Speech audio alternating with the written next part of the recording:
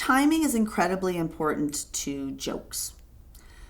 But comedy is so much more than just jokes. And I think that that's something that when you're working in a medium like video games and you can't control what everyone's doing moment to moment, beat by beat, it is going to be hard to have a joke land at exactly that right moment.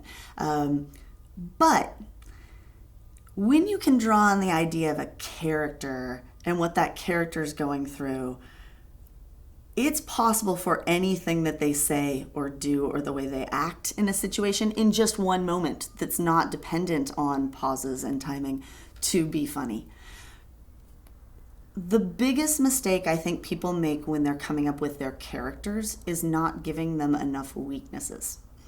And particularly in a video game model where for some reason we think that we want all of these characters to just be so heroic and amazing and perfect at what they do because, they're the best shot at something and they were the hero of their, soldier training class or whatever it was. Characters are going to be so much more inherently funny or inherently tragic. It doesn't really matter where you land on that spectrum for the tone of your game if they have weaknesses.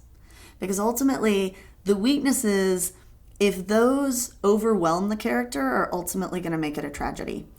And if the character's able to overcome those weaknesses in the face of a lot of things that get in their way, there's going to be a lot of comedy there.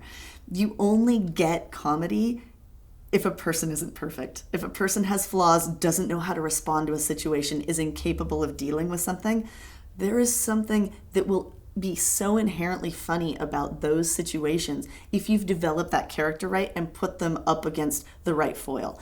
So that kind of humor, I think, is something that absolutely lends itself very well to games. But what you need to do is establish those kind of things about your character and establish what they do well and what they really don't do well. Because when a character is their own worst enemy, you have the basic foundation for something really comedic right there.